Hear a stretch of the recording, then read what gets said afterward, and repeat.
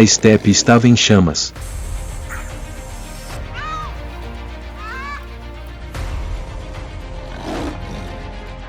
O pequeno bando de mangustos ousou desafiar os caçadores da morte.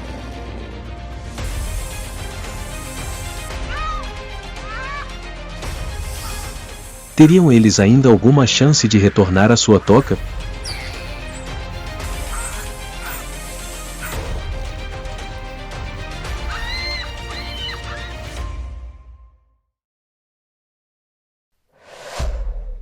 O pequeno mangusto.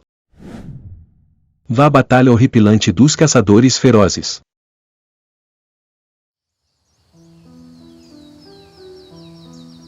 Naquela tarde, a tarde em que a poeira estava vermelha como carvão, o bando de mangustos investiu imprudentemente contra a borda da manada Mavuno, arrebatando a comida que o babuíno havia caçado.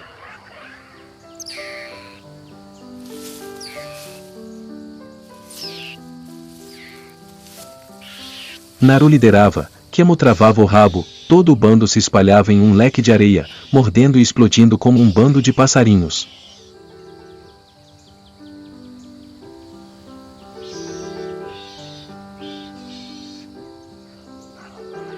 Os macacos rugiam roucamente, suas garras sulcavam o chão, pedras voavam atrás deles, mas o delicioso cheiro de carne persistia nas gargantas dos mangustos.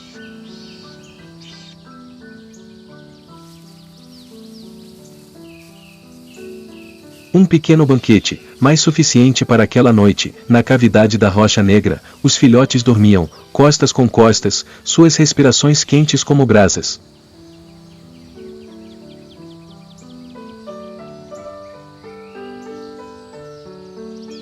Então os dias seguintes se passaram.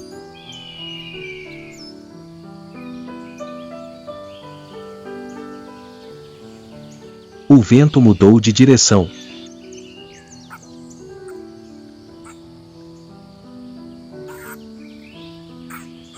O cheiro do banquete em seus bigodes se dissipou gradualmente como um rastro de água evaporada.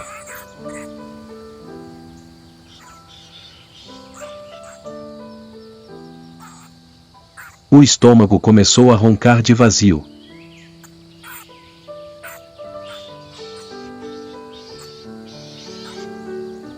A estepe estava seca como couro rachado, o vento soprando poeira vermelha em espirais.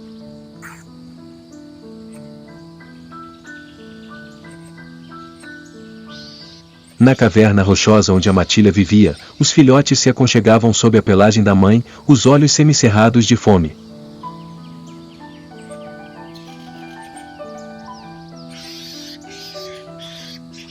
Naru estava deitado do lado de fora da entrada da caverna, as orelhas tremendo levemente, o nariz farejando o vento.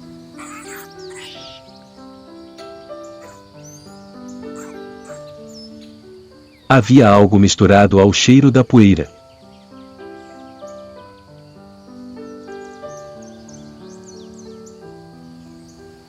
Um aroma familiar e gorduroso, o cheiro de ovos de avestruz secando na depressão oriental.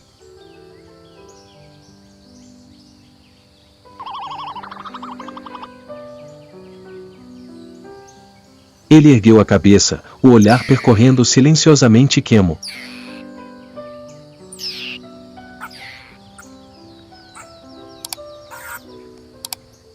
Sem chamar, a matilha entendeu.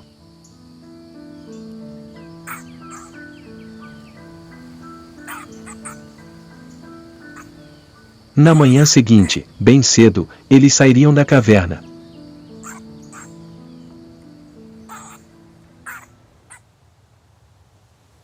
Com o nascer do sol, a luz tingiu a grama de um amarelo acinzentado misturado ao cheiro de terra quente.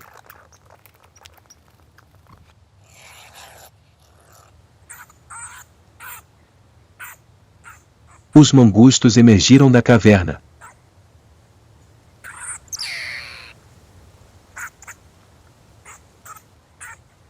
Moviam-se em ondas baixas, cada uma a cerca de uma braça de distância, o suficiente para transmitir sinais através de suas caudas.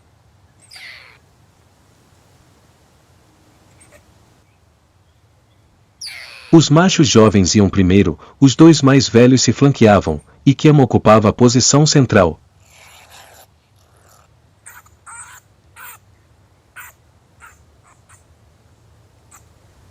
O papel do caçador oportunista.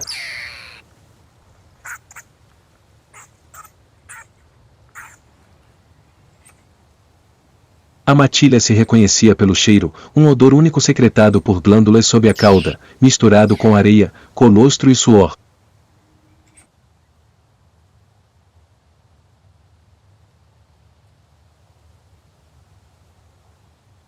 Antes de cada viagem, esfregavam seus corpos uns nos outros, marcando seu bando ao vento.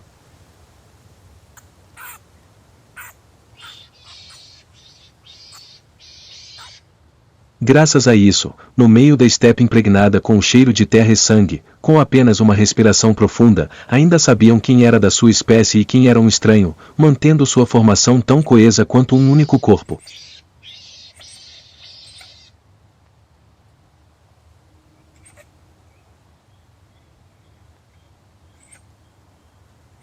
Na borda da depressão, o cheiro de ovos se tornou mais nítido, denso e quente, pairando por perto.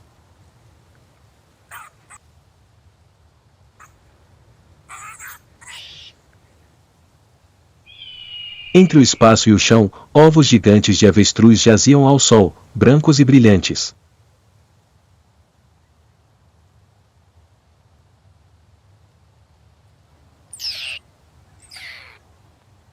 Nenhum som de asas, nenhuma sombra de um pescoço negro.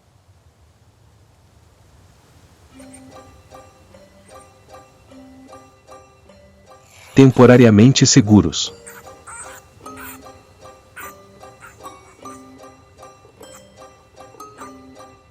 Kemo rastejava rente ao chão, a barriga quase tocando o solo, cada bigode tocando a areia. Um passo. 2 passos.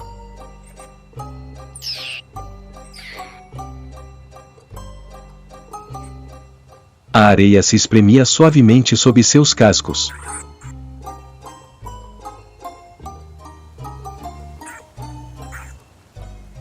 Ele pressionou o nariz contra o ovo mais externo, o calor soprando em seus lábios.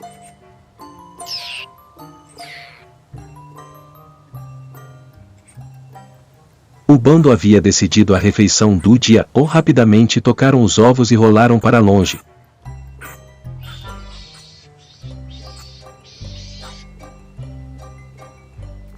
Atrás, um a um. Mas aquela paz durou apenas um instante.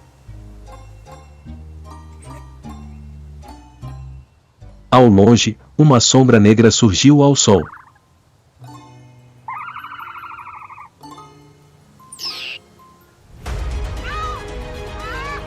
A mãe avestruz esticou o pescoço como um chicote, as asas abertas, levantando poeira e terra.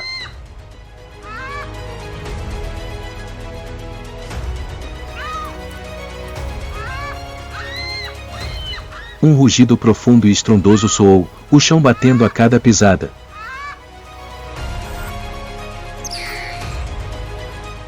Na beira do vale, a equipe de sentinela foi a primeira a ser descoberta.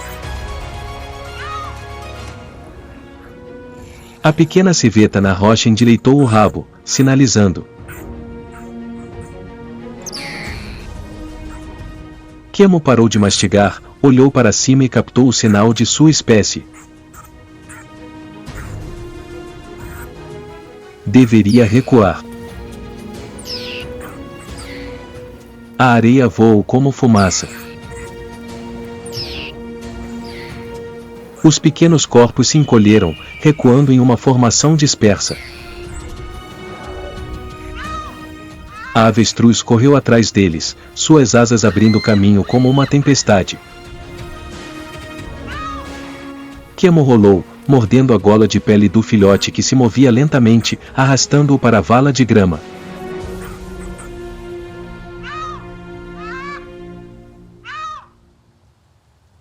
Quando pararam atrás da rocha negra, sua respiração estava ofegante, poeira grudada em suas penas em tênues listras cinzentas.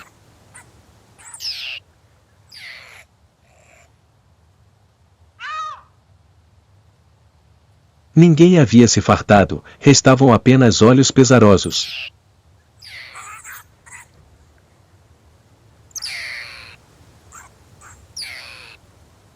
Os pequenos viviam sabendo a hora de recuar.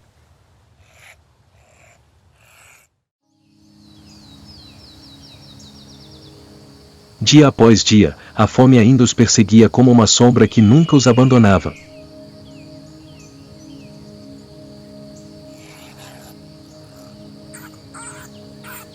No mundo dos mangustos, parar significa morte.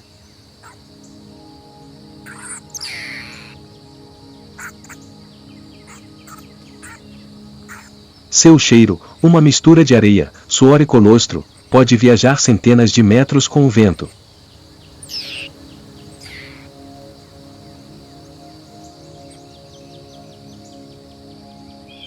Se ficarem tempo demais, predadores como leopardos, cobras e falcões os seguirão.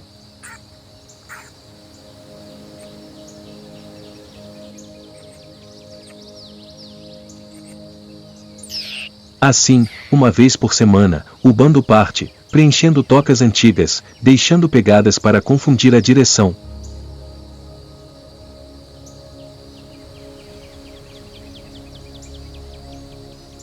Um ninho barulhento é desmontado e reconstruído em questão de horas.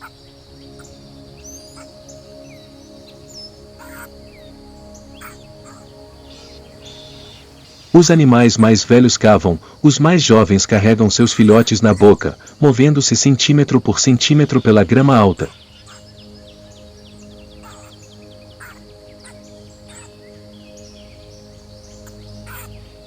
Cada nova toca é um novo começo, e é essa mobilidade que mantém essa pequena espécie viva em uma pradaria maior do que sua memória.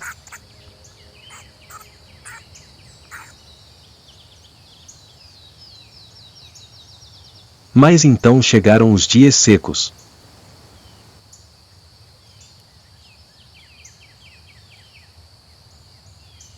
Os insetos desapareceram, os ovos de lagarto secaram e as barrigas dos mangustos começaram a encolher.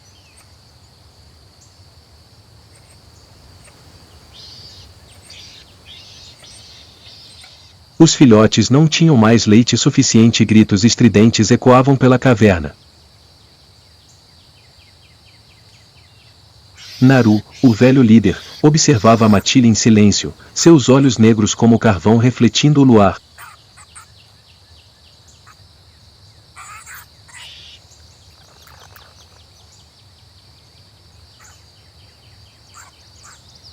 Algo tremia na respiração da matilha, algo entre instinto e desespero.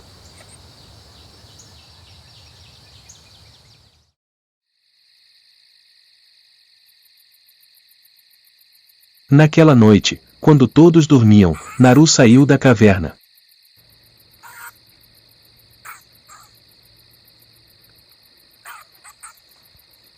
Nenhum passo, apenas seu cheiro se dissipando ao vento.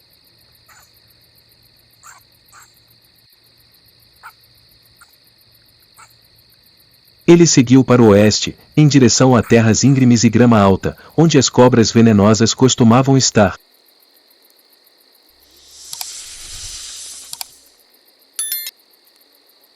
Seu maior inimigo e seu alimento mais precioso.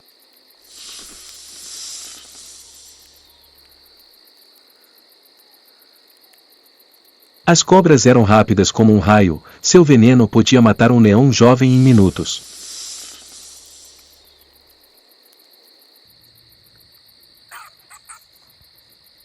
Mas os mangustos eram uma das poucas criaturas da estepe que ousavam enfrentá-las.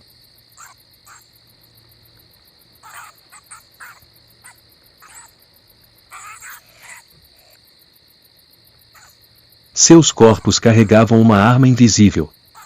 Uma resistência natural ao veneno.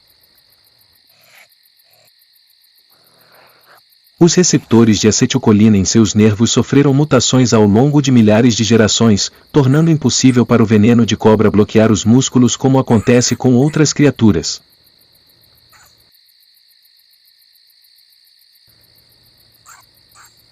Quando mordidos, eles ainda sentem dor, mas não paralisia, nem morte, apenas uma sensação de queimação que passa como uma pequena queimadura.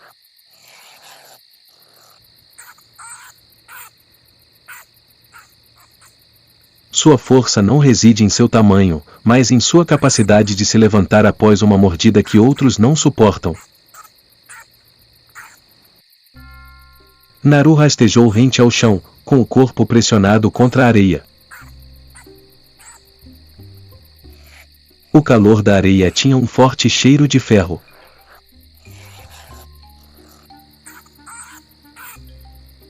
Diante de seus olhos, a sombra da cobra negra brilhava como uma faixa de pele oleosa ao sol.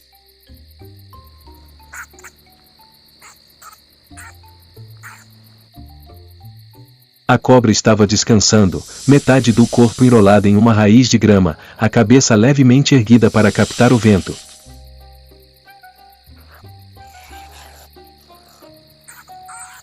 Um pequeno erro era suficiente para se transformar em uma sentença de morte, mas Naru não tinha escolha. Ele se moveu passo a passo, cada respiração em harmonia com o vento.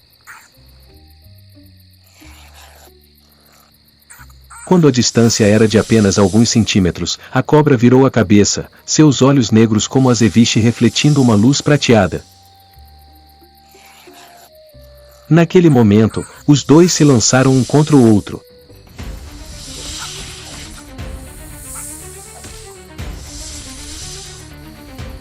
A cobra avançou como um raio, Naru desviou, a mordida foi de raspão.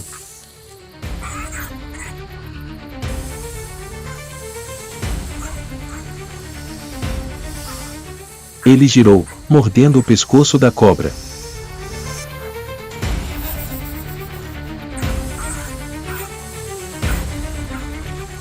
A cobra enrolou o corpo, chicoteando como um chicote.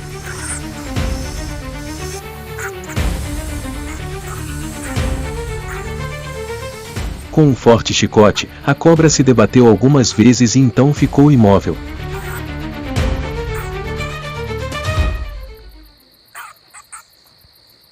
Ficou ofegante, com o peito subindo e descendo.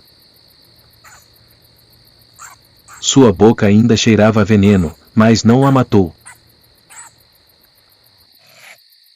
Em meio à dor, Naru soube que havia vencido.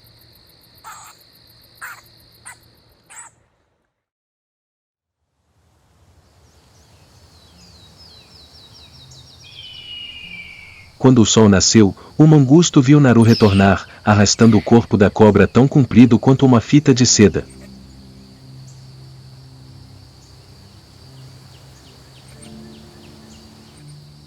Os filhotes saíram correndo, com os olhos brilhando, seus chilreios ecoando pela terra seca.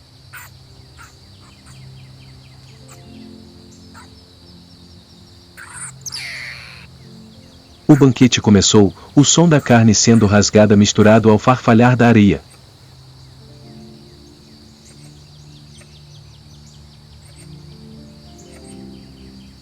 Na estepe do Serengeti, onde a morte espreitava em cada rajada de vento, a resistência do mangusto ao veneno não estava apenas em seu sangue, mas também em seu modo de vida.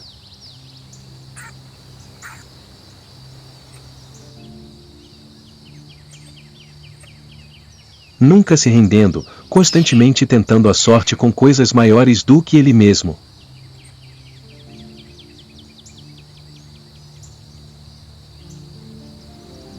O bando de doninhas deixou a encosta enquanto o sol ainda estava baixo, o chão estava tão fresco quanto uma pedra recém-esfriada. Kemo caminhava à frente, o focinho deslizando ao vento, e podia ouvir o som das formigas movendo sementes na terra. Atrás dele, as listras pretas e brancas estendiam-se numa corrente viva. A fêmea grávida caminhava no meio, com o filhote aconchegado na pelagem da barriga da mãe. Os machos jovens seguravam suas asas, os mais velhos, seus rabos. Cada posição era um pedaço daquela fina parede, que se movia a cada sopro de vento, mudando de forma a cada farfalhar da grama. Nenhum grito escapava, apenas a respiração e o som muito suave dos cascos tocando a areia.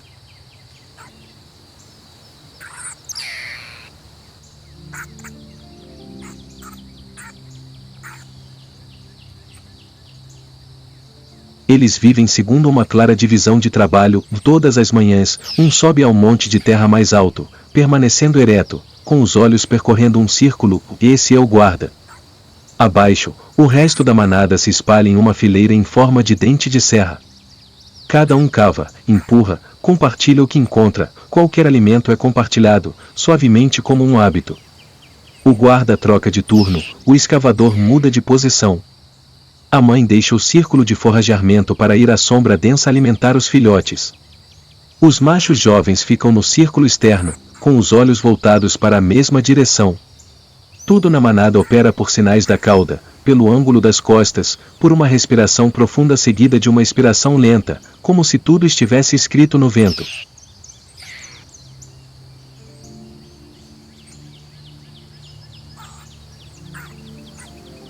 A época de nascimento chega com o cheiro de terra úmida.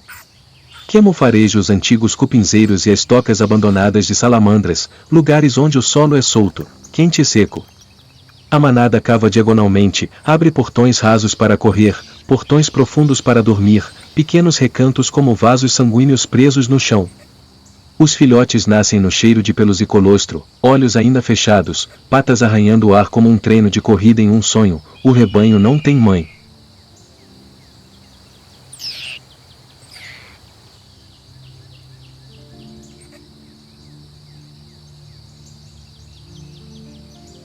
Eles são um corpo com muitos corações, os filhotes de uma mãe serão criados por toda a matilha, os machos jovens se revezarão para segurá-los, as fêmeas sem filhotes se deitarão e guardarão, curvando seus corpos para bloquear o vento. À noite, a pelagem se enrola firmemente, as muitas respirações se combinam em um grande ritmo, quando uma acorda por causa da fome de seus filhotes, as outras se aproximam.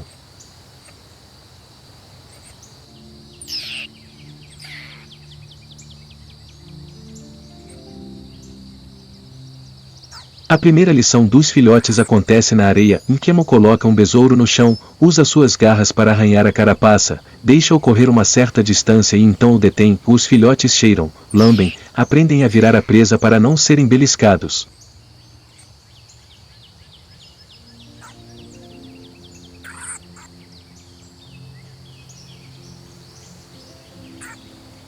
A cadeia de ações e consequências, a resistência da matilha os ajuda a ousar tocar em coisas que outros temem, mas Kemo nunca deixa os filhotes experimentarem veneno quando são pequenos. Ele ensina pelo cheiro, pelo lugar onde seus dentes estão, pela distância segura entre a vida e a morte. Cada arranhão na areia é uma inscrição da natureza.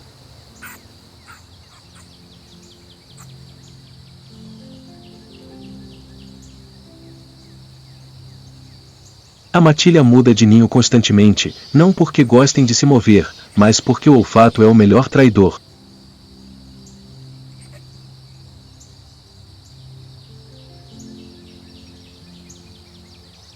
Em apenas uma semana, o cheiro de colostro e suor impregna o chão, impresso na grama, criando um mapa para todos os caçadores.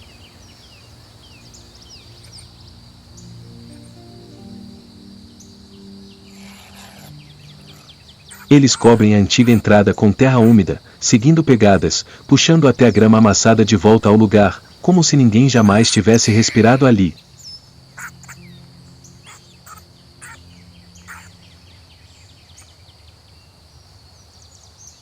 Nos dias de pouca comida, nas noites de muita fome, o ritmo permanece constante, silencioso, sem pressa, apenas no momento certo, no ângulo certo do vento, na distância certa entre um animal e outro. A estepe mata o forte quando o forte hesita.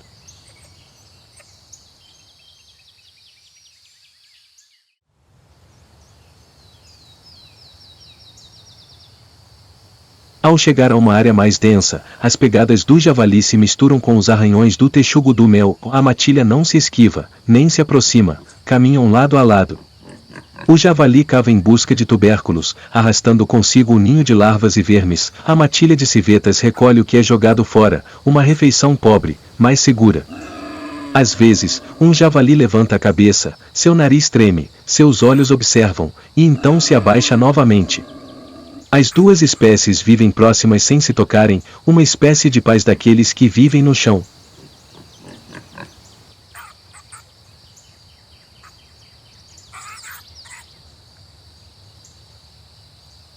Quando o sol nascia e o ar estava denso como se tivesse sido derretido, os javalis descansavam nas sombras das acácias baixas.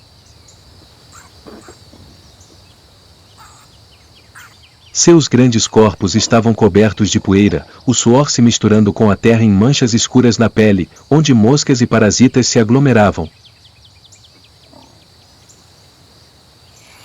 Os javalis ofegavam, com os olhos semicerrados, sem dar atenção aos pequenos visitantes que se aproximavam sorrateiramente. Da beira da grama seca, os mangustos saíram rastejando, leves como uma brisa. Keamo ia na frente, cauda baixa, focinho tocando o chão e depois se erguendo em poucos passos, calculando a distância entre segurança e oportunidade.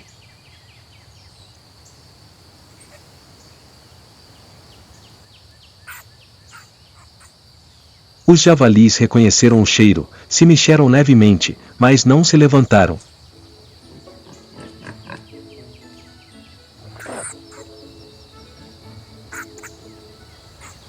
As pequenas e ágeis criaturas não representavam uma ameaça, mas às vezes traziam um raro conforto sob o sol escaldante da estepe.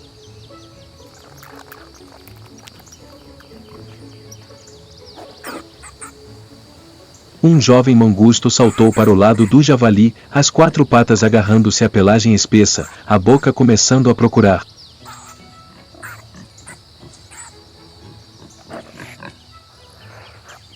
Rapidamente mordeu um grande inseto que estava preso à fenda da pele, triturou-o como um grão seco e continuou a rastejar para baixo.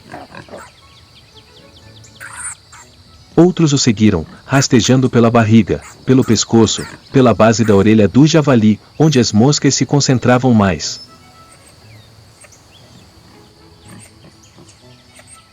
O javali relaxou o corpo, os olhos fechados, respirando profundamente. Cada vez que um civeta mordia, a coceira na pele parecia se acalmar.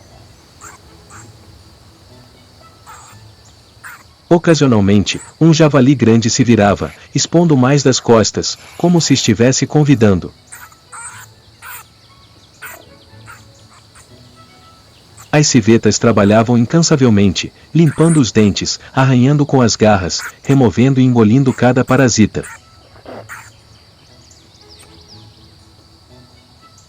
A cena parecia um estranho ritual entre a criatura gigante e a pequena. Uma pesava centenas de quilos, capaz de esmagar a outra com uma única pisada, enquanto a outra pesava apenas algumas centenas de gramas, rápida e habilidosa como um pequeno riacho.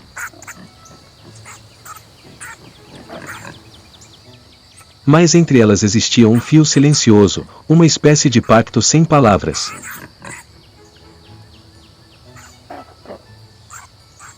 As civetas eram alimentadas e o javali era deixado em paz para parar de se coçar.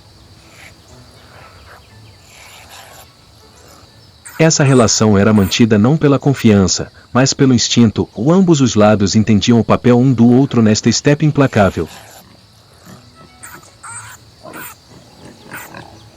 Quando os javalis se viravam, a areia e a sujeira jorravam de suas dobras, as civetas deslizavam para baixo, rastejavam para a sombra entre suas patas gigantes e continuavam a catar os insetos com as garras.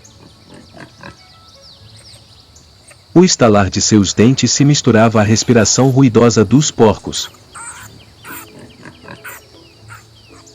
Muitas doninhas imitavam Keamo, subindo pelas costas dos javalis como se estivessem brincando, mas mesmo assim pegavam cada carrapato, cada inseto. Os javalis não as espantavam, apenas mexiam as orelhas por reflexo e depois ficavam imóveis, com os rabos se movendo levemente, levantando poeira em finas espirais de fumaça.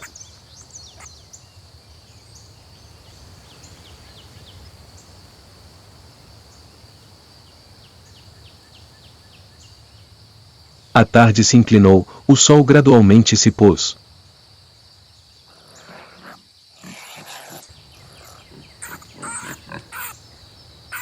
A matilha de doninhas recuou da sombra da acácia, deixando para trás os corpos dos javalis ainda imóveis, suas peles agora limpas de insetos.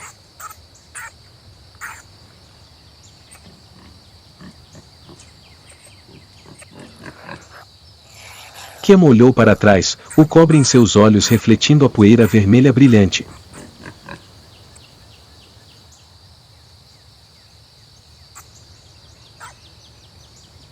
Uma refeição completa em troca de um momento de paz para o grandalhão, um acordo silencioso entre as duas espécies testemunhado pela natureza.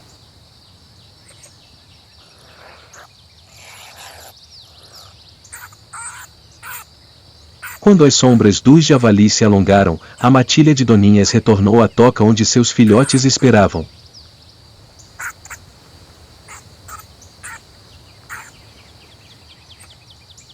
A estação seca durou, os insetos se tornaram escassos, o solo rachou e o leite secou.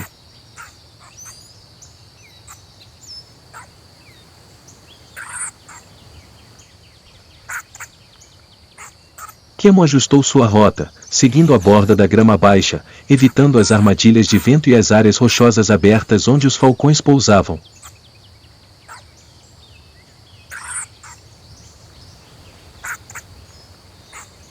Ele conhecia cada distância entre a segurança e a morte.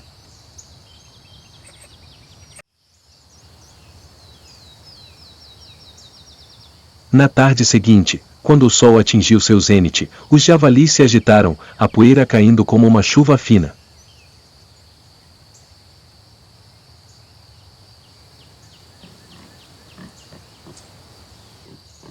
Um velho ergueu a cabeça, farejou profundamente.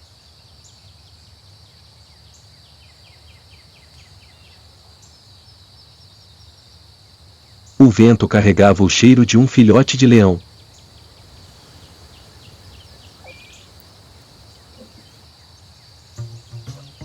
Seu corpo se tensionou, seus olhos se voltaram para a grama ondulante.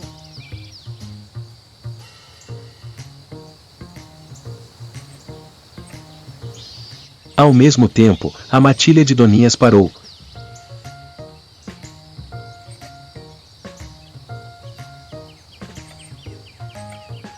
Quemo inclinou a cabeça, suas orelhas tremendo, seu rabo ereto.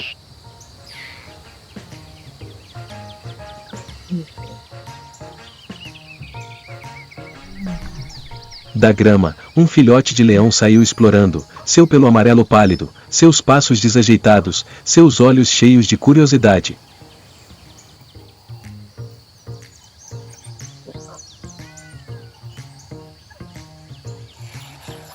A matilha de Doninha se fechou em círculo, sibilando baixinho, poeira subindo como pequenas ondas.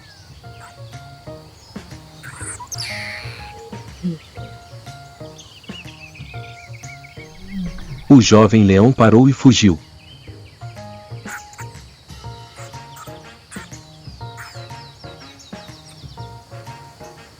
Sob o sol escaldante, as doninhas permaneceram no monte de terra, seus peitos arfando, seus olhos brilhando, a vitória dos pequenos que sabiam unir forças.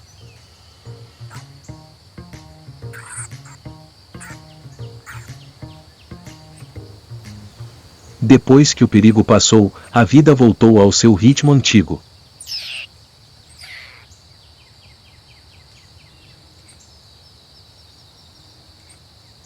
As doninhas se dispersaram, movendo-se em pequenos grupos para encontrar presas.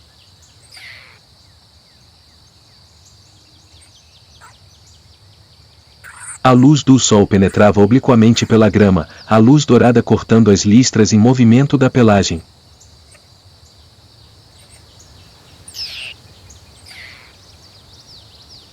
Quemo liderou o grupo de filhotes em direção às raízes da acácia, onde o chão cheirava a insetos úmidos, as outras fêmeas foram na direção oposta para encontrar pupas nas raízes podres da árvore.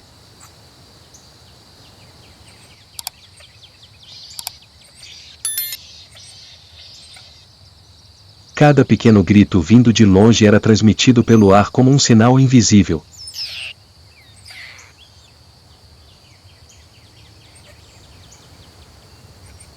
A areia sob seus pés aquecia como carvão, o calor penetrando em cada bigode.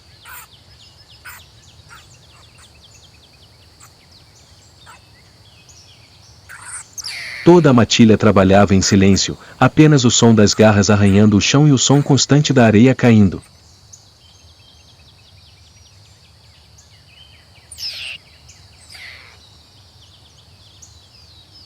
Quemo se agachou.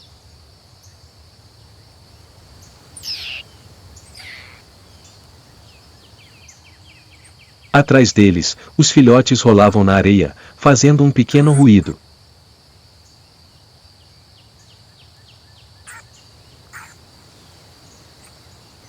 Mas enquanto a matilha ainda estava espalhada em uma longa faixa, um jovem macho se separou da linha.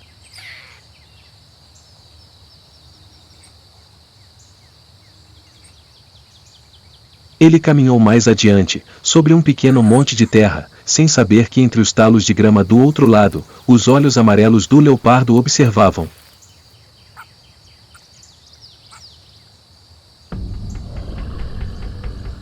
O leopardo não fez nenhum som.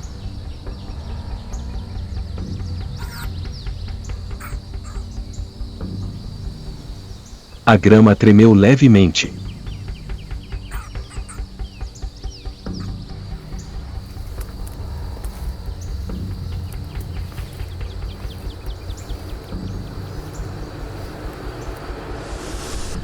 Uma grande mancha amarela, listrada de preto, se desprendeu do chão, disparando para frente como uma flecha.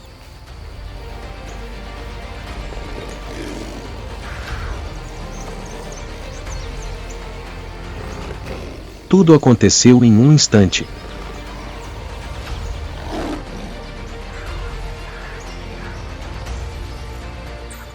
O mangusto ainda não havia virado a cabeça.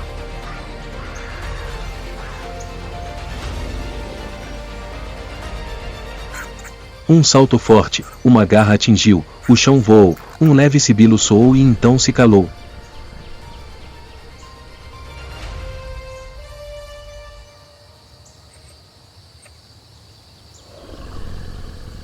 A matilha de mangustos ficou imóvel.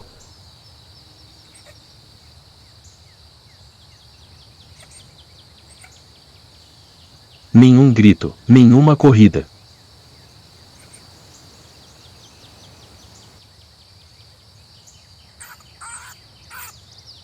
Apenas seus olhos seguiram enquanto a grande fera mordia um de seus semelhantes e desaparecia na grama.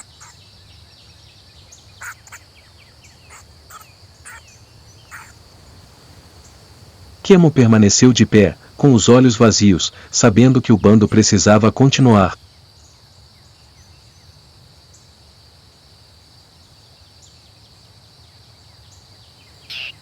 Um estava perdido, mas a formação precisava ser mantida.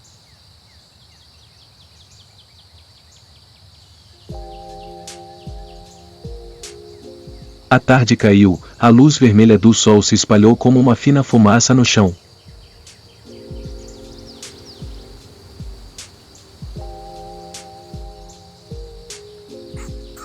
Os mangustos seguiram uns aos outros de volta para a caverna, suas listras nas costas se misturando à grama.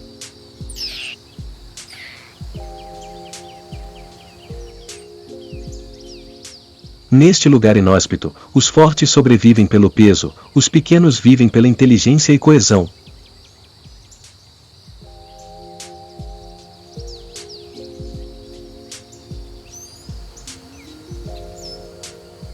O mangusto, pequeno, mas resiliente, continua a escrever sua história de sobrevivência silenciosamente, teimosamente e firmemente como a terra que os viu nascer.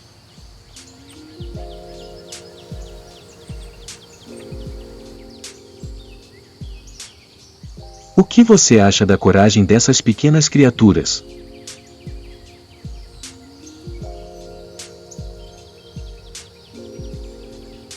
Não se esqueça de se inscrever no canal e ativar o sino de notificações para se juntar a nós na exploração da próxima jornada de sobrevivência, onde cada respiração é uma luta para se manter vivo.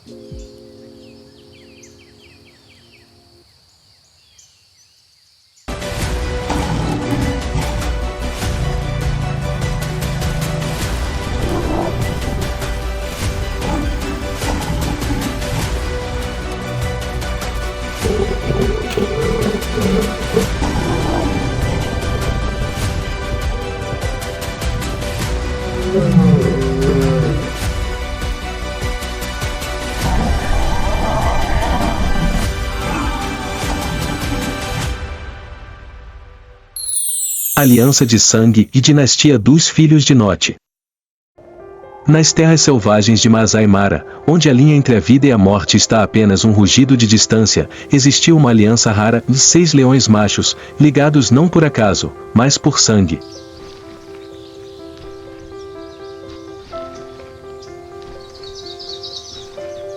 À frente está Note, um velho leão de juba preta com a experiência de um guerreiro e o coração de um pai.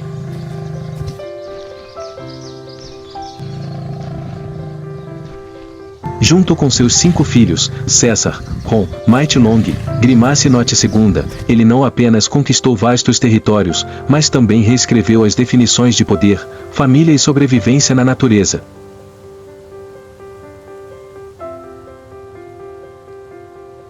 A partir de 2004, após derrotar os leões machos do Marsh Pride com Light Mali, Note chegou ao auge do poder.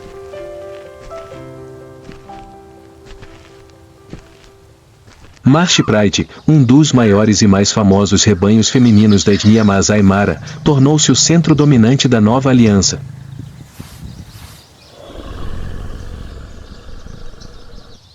Entretanto, após a morte do Homem de Luz, em vez de partir e recomeçar como normalmente seria o caso, Note escolheu ficar.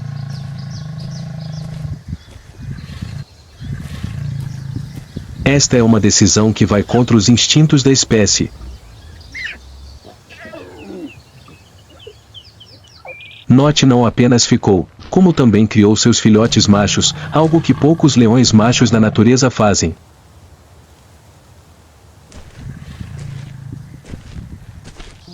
Normalmente, os machos são forçados a deixar o rebanho quando atingem a idade adulta para evitar a endogamia.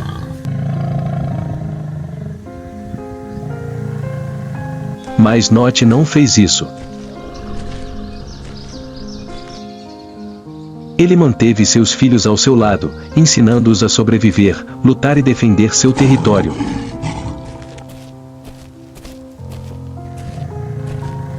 Desde os primeiros dias na água, os filhotes aprendem a observar seus pais confrontando invasores, compartilhando despojos e patrulhando seu território.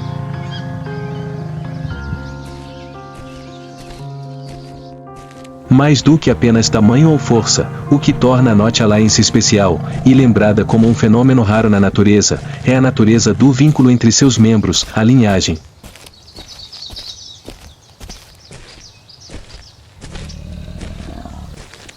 Diferentemente da maioria das alianças de leões machos formadas por estranhos que criam laços temporários em busca de sobrevivência, onde os machos geralmente permanecem no bando por apenas 2 a 4 anos antes de serem substituídos, Note escolheu manter e treinar seus próprios filhos.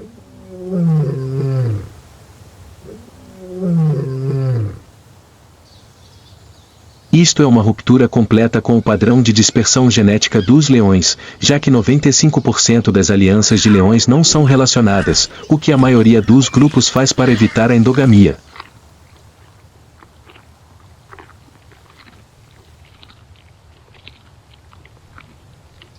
Eles não são apenas aliados, eles são uma família. E em cada batalha, cada caçada ou patrulha de território, eles agem não apenas para sobreviver, mas para proteger uns aos outros como uma entidade unificada, como sangue se espalhando pelas pastagens.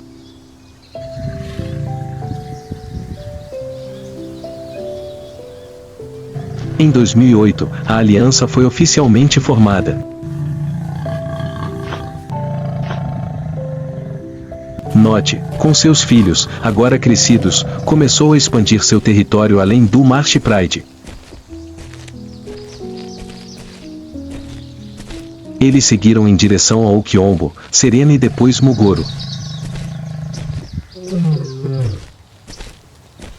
Esta é uma terra fértil, mas também perigosa, onde muitas outras alianças masculinas errantes estão à espreita. O que torna a aliança Note especial é a coordenação.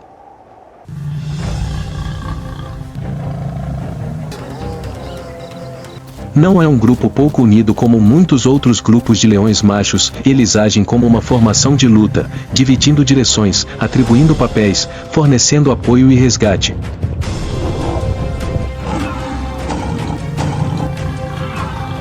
As caçadas de búfalos e as batalhas com inimigos demonstram claramente como eles se coordenam como uma unidade militar.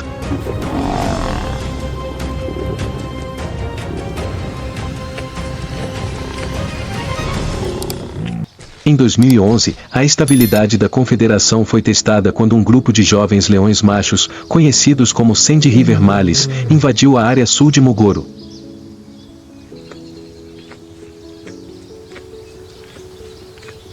Este é um grupo forte e jovem, cheio de ambição e sede de poder. O encontro entre os dois lados foi uma das maiores batalhas registradas na Masai Mara.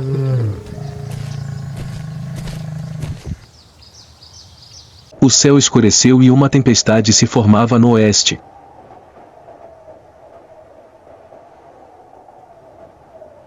O ar estava denso e pesado, como se estivesse prendendo a respiração esperando algo acontecer. A manada de antílopes desapareceu das pastagens, e um silêncio assustador se instalou. Então um rugido soou, sinalizando o início da batalha. Céu escuro. O vento uiva. As pastagens prenderam a respiração.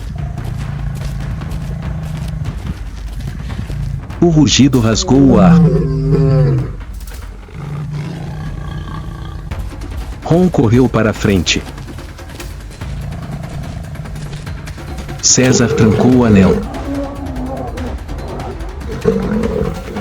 A careta está bloqueada.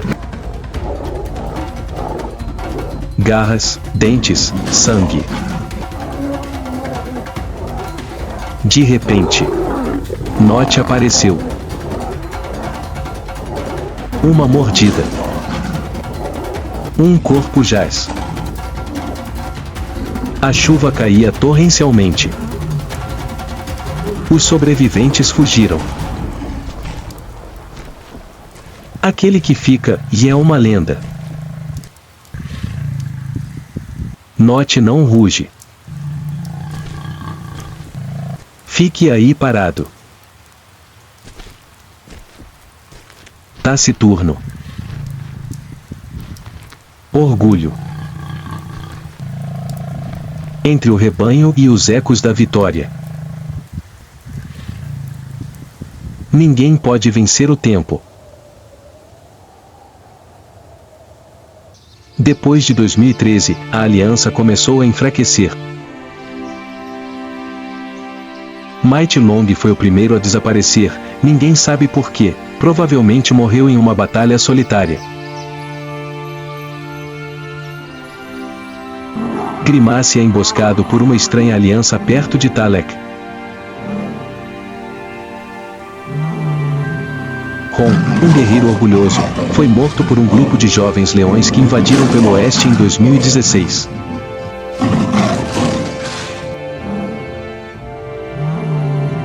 César morreu após semanas de fraqueza devido aos seus ferimentos profundos. Note, agora com apenas Note segunda ao seu lado, estava ficando mais fraco. Em 2013, ele foi encontrado deitado sob uma acácia, com os olhos fechados e a juba preta e grisalha, o último rei a deixar o trono.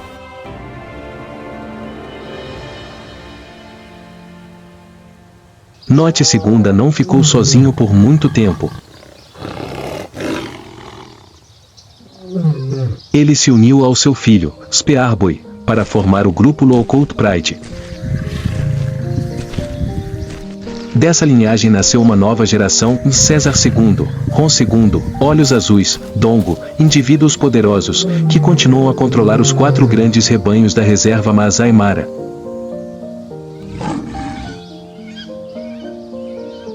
O legado de Note não é apenas o território que ele percorreu, mas a maneira como ele criou seus filhos, construindo uma forte aliança entre seu próprio sangue. Um modelo de pai, filho e neto sem precedentes no mundo dos leões.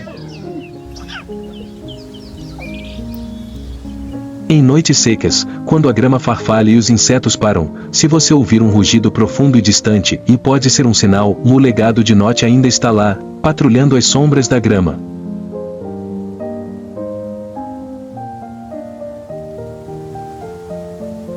A história de Note e sua aliança é mais do que apenas um épico de poder. É a prova de que, no mundo mais cruel, os laços de sangue e o amor entre pai e filho podem ser a arma mais forte para a sobrevivência.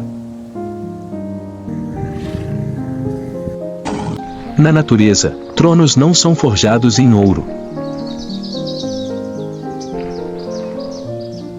São esculpidos em pregos, em sangue e em pegadas deixadas em terra vermelha.